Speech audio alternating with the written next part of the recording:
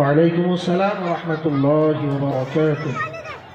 তোমরা সবাই ভালো আছো তো? তোমরা নজম শোনাও। আস্তে আস্তে আস্তে আস্তে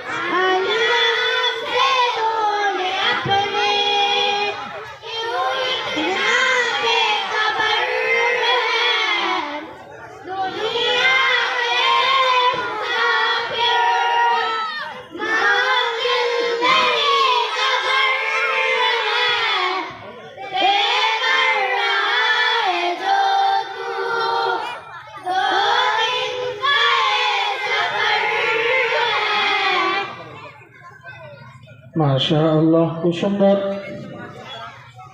আচ্ছা, তোমরা সূরা কাফিরুন শোনাও।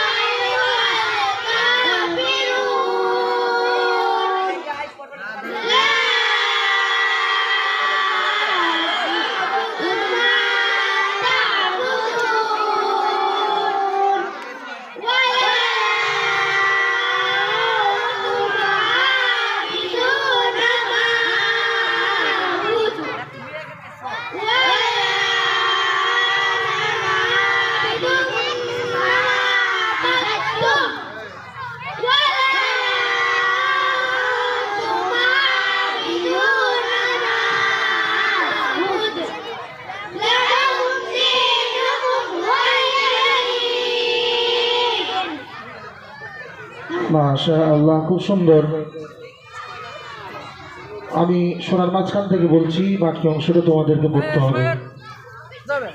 وَرَأَيْتَ النَّاسَ يَدْخُلُونَ فِي دِينِ اللَّهِ أَفْوَاجًا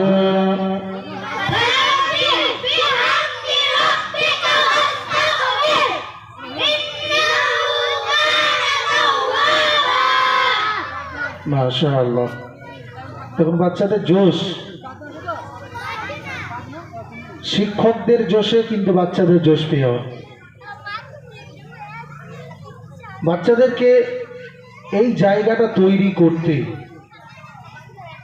মুআল্লিমদেরকে কি পরিমাণে যে মেহনত করতে হয় যদি আপনি ক্লাসে আসেন সেটা তবেই জানতে পারবেন। এই জায়গাটা তৈরি করতে তাদেরকে অক্লান্ত মেহনত পরিশ্রম করতে হয়।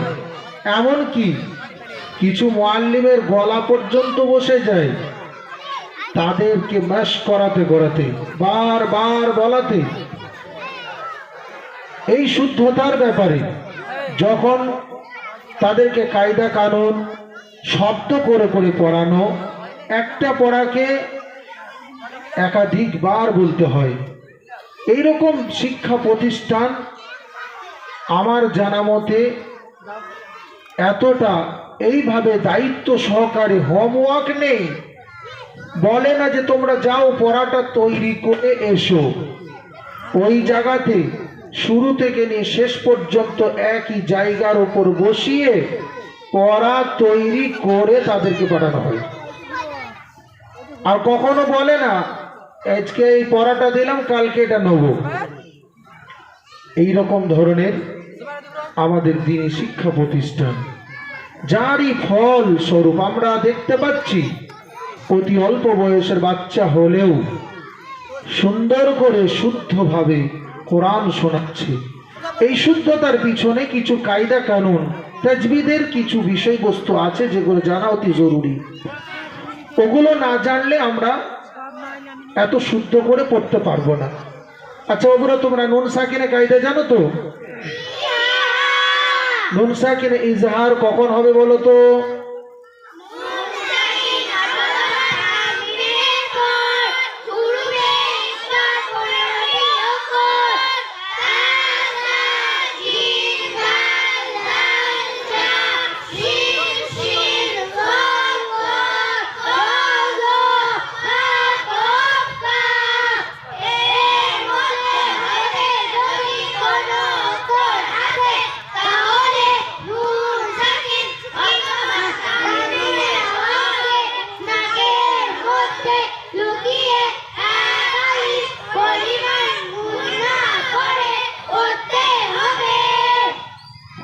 মাশাআল্লাহ, খুব সুন্দর। আচ্ছা তোমরা বলো তো মসজিদ প্রবেশ করার সময় কোন দোয়া পড়তে হয়?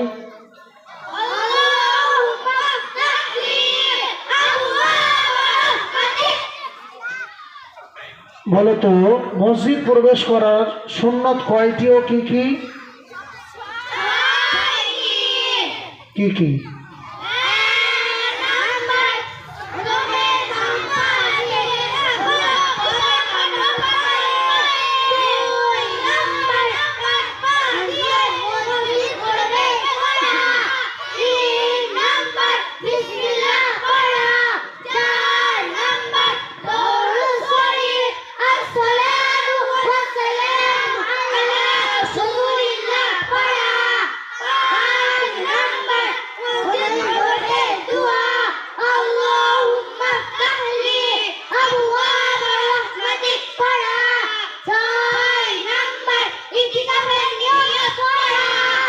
মাশাআল্লাহ।